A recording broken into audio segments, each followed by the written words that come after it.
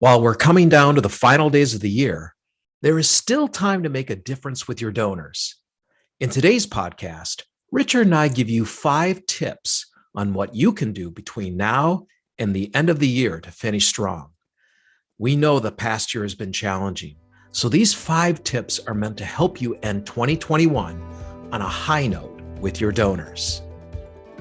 Welcome to the Nothing But Major Gifts podcast from Veritas Group, featuring Richard Perry and Jeff Schreifels. Twice a month, we bring you the latest and best thinking about major gift fundraising, so you can develop authentic relationships with your major donors. Here are your hosts, Richard and Jeff. Welcome to the podcast today. Richard Perry is with me, and Richard, we're coming down to that last week or so in the year. So, you and I thought today's podcast could be about the 5 things you need to do in the next week so that you can end the year on a great note. I know. Where's this year gone? Of course, we've been inside for most of the year. So Yeah, it's like, my goodness. Our second year of this, Going stark raving mad. But I'm really glad we're doing this because so many people have contacted us, over the years and recently in this last year asking, what they should be doing right now to end the year right. Just how are we going to end 2021 right? With the donors and in their organization. So you and I came up with these 5 areas, which we think are doable. First off, they're doable, but they're also effective, and it gets you not only ending the year well, but getting ready for next year. Exactly. So, okay, well, because we know that you're strapped for time this week, let's just get into it. Yeah. So the first task we came up with is to make sure that you're up to date on all of your thank you notes. This is a big deal. It really is very important. Your organization, I'm sure, is processing a lot of gifts. Hopefully you're processing a lot of gifts right now. And you yourself, you've been really busy with donor meetings. So in the final days of the year, use this time to catch up on all of your thank you outreach and start reporting back to donors where possible. Send those notes of gratitude out or special messages from the people you serve to connect the donor to your mission.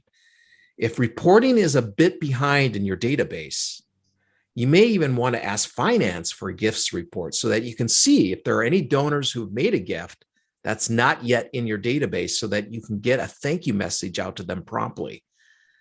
This is absolutely critical during this period of time, right? It really is. And here's the thing, Jeff, you remember that story I told you about going into one large organization in New York City.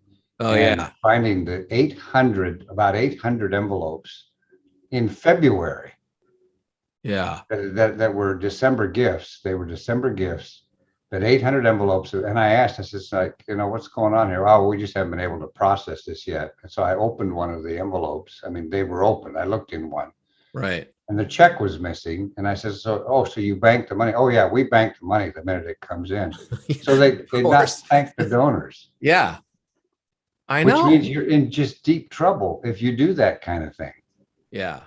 So, and especially around if you have a caseload and you don't have a system where if a donor gives a gift that you get alerted as the major gift officer or mid-level officer, you should be alerted like, hey, a gift came in, so that you can get to that, because a lot of times nonprofits don't have those systems in place, and someone gives a gift and you don't even know.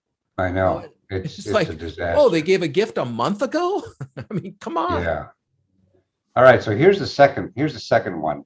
Start preparing your strategic plan for every donor for January, because we say you need to have a strategic plan that's personalized for every donor on the caseload. So start doing that plan for January.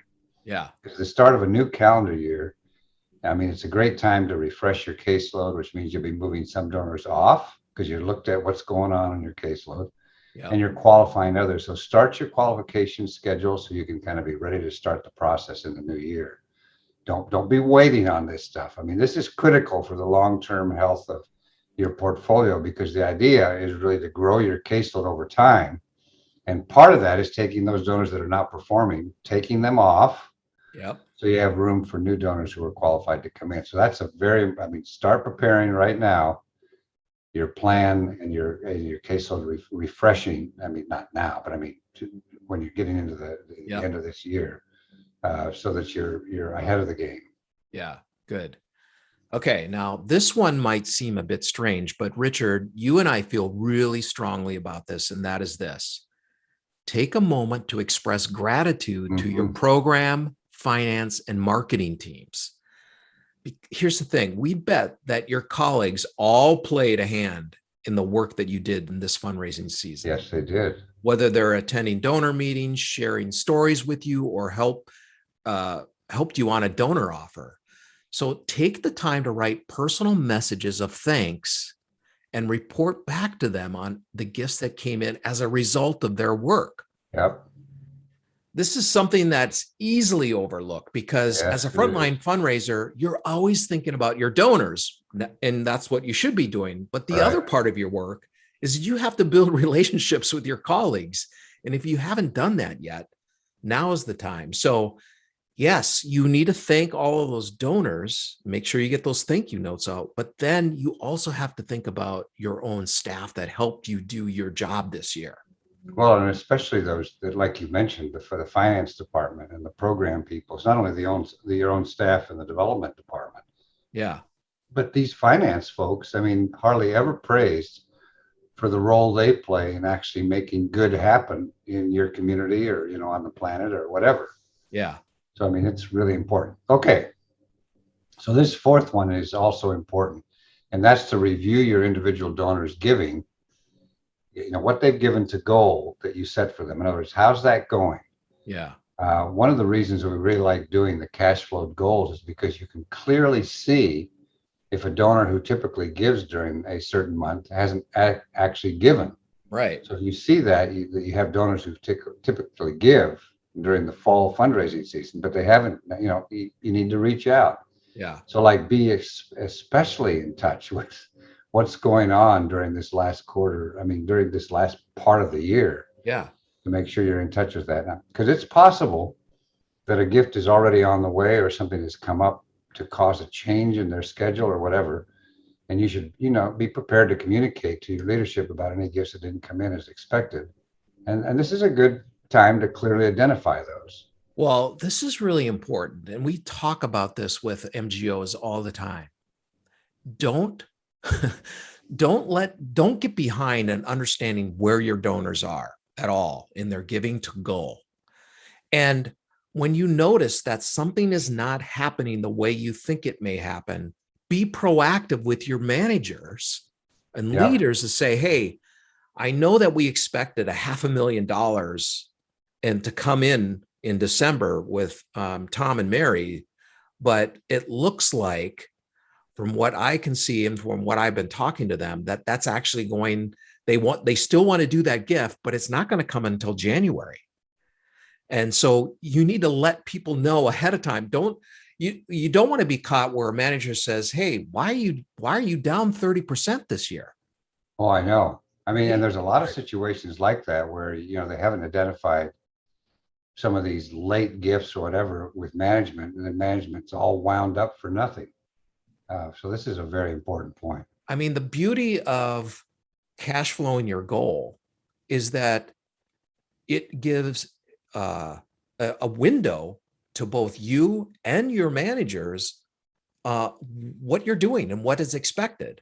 And if you're managing that correctly, you're always ahead of the game with what's going on with your donors and relaying that and communicating that to your manager so that they can relax. They don't have to be all wound up and say, like, look at your stuff and say 3 months after a gift hasn't come in that was expected, hey, what's going on? You never want that conversation with the manager. I know. So you should avoid that for sure.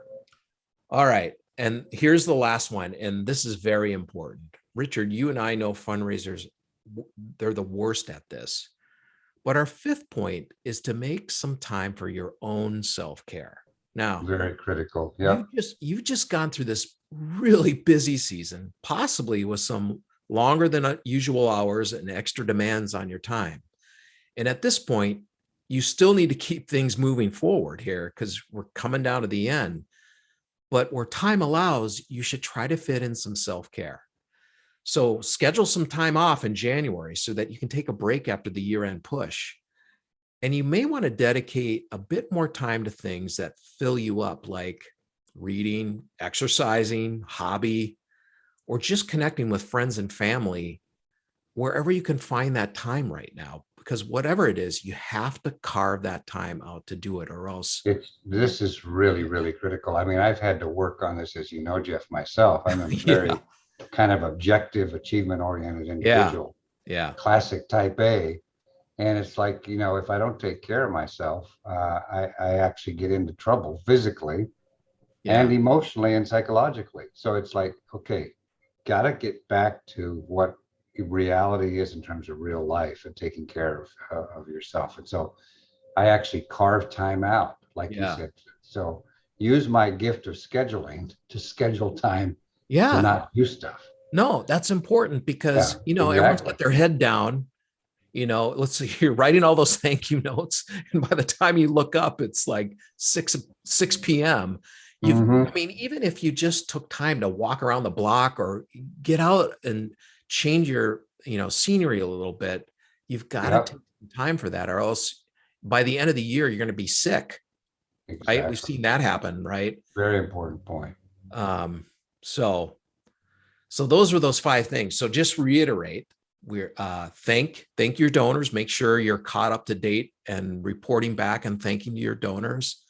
Making sure you start working on the DEP, or the strategic plan for every donor for next year, and getting ready for qualification. Making sure that you're expressing gratitude to your finance and marketing and program teams by the end of the year. And then, reviewing all those individual donors, who's off goal, who's not, making sure you're proactively communicating up to your managers about what's going on with your portfolio and how it's going to come out. And then finally, in all of that, try to find some time for yourself so that you don't burn out by the end of the year. So critical. So we hope these 5 things that you do, that you end the year, that are going to be they'll be really helpful. And before you go, I want to alert you to our new course schedule for the new year for Veritas Group Academy. There's a ton of great courses for you to help you in your personal development. So just go to the podcast notes, and at the end of the description, you'll see a link to all of our courses offering next year. And thanks for joining us, and we'll see you next year. See you next year. Thank you. Thank you for joining us for the Nothing But Major Gifts podcast from Veritas Group. Richard and Jeff also write an ongoing blog that you can subscribe to for free at veritasgroup.com. Please join us again next time.